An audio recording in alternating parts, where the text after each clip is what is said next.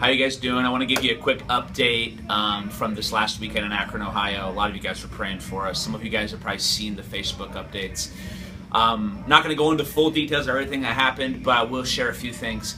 All I can say is God is on the move. First of all, as you know, we had the Rubber Bowl Stadium for 8 days with a tent there that could seat about, I'd say, 100 to 200 people. We were crying out intercession night and day, 24/7, for God to show up in the gay community. It was unbelievably awesome. First day I got there late Thursday night, so Friday I did the first outreach. Got to pray for some guy who's interesting. We kind of showed up late to the first track and field event, so it was kind of like awkward. So everything was over, but it was funny. I prayed for 3 guys in a row that all had metal in their legs. So it was like God was doing something. So I prayed for all of them to be healed, and we loved on them. And then the next day, though, this is where it was really intense. Saturday night, there was a Gay Games after party, a massive party out in downtown Cleveland. I would say there was, I don't even know, 5,000, 6,000, 7,000 guys and women there. And we walked in, and it was just unreal. Like, the atmosphere was so dark, but God was so loving. And God was like, it just doesn't affect him, doesn't faze him. The darkness does not faze him. And we just felt that.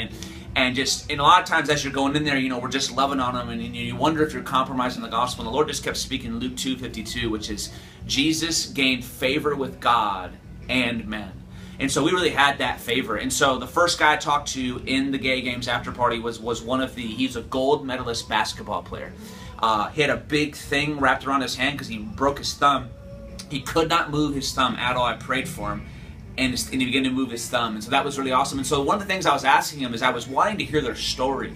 And so I was asking the guys, listen, you know, so that guy, like with his thumb, I said, tell me what it was like when you came out of the closet. Because a lot of them, it was a hard thing. And you begin to hear their life story and how they, you know, all those things. And so we just got to love on them and show them. And we were giving them, and then after we would get done witnessing with them, we would leave them this bracelet. These bracelets have been fasted over, they've been prayed over, and these bracelets are an access point for God to show up and continue loving on them.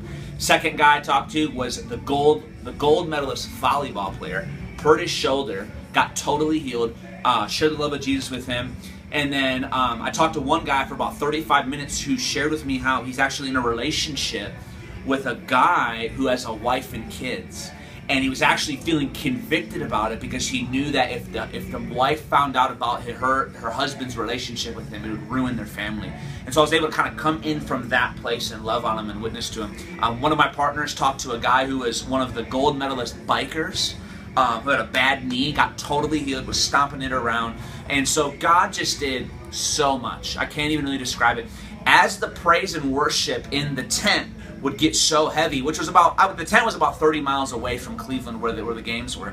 But when the intercession would hit a moment of high praise and we knew we were entering into something heavy in the spirit, there'd be something happening on the street simultaneously. And so thank you all for praying. Actually, and this doesn't need to go anywhere too far publicly, and I'm not going to share the name for the sake of privacy, but one of basically the head up spokesman for the entire Gay Games, a lady, gave her life to Jesus. And so we kind of caught the big fish, if you would say. And so that was just unbelievable. They received us to such a level because they saw that we were loving them. We weren't hating them. We weren't holding up signs that say God hates fags. You know, none of that stuff. And so because of that, they actually invited us to come back with the pink bands and with the shirts to the Gay Olympics in France in 4 years from now. So it was unbelievably fruitful. There's way more stories to share, but I can't share them publicly because if they go public, it's not good. And so thank you guys so much for sewing in, for praying for me. God is doing so much. This upcoming weekend, we got the conference at Pastor Derek's church here in Kansas City, the last conference that I have for the next month and a half while we're going to transition into having our new baby. And so it'll be called Wake Love KC. You're going to be taking people out in the streets. I'm excited to preach. It's going to be awesome. So thank you guys so much and bless you.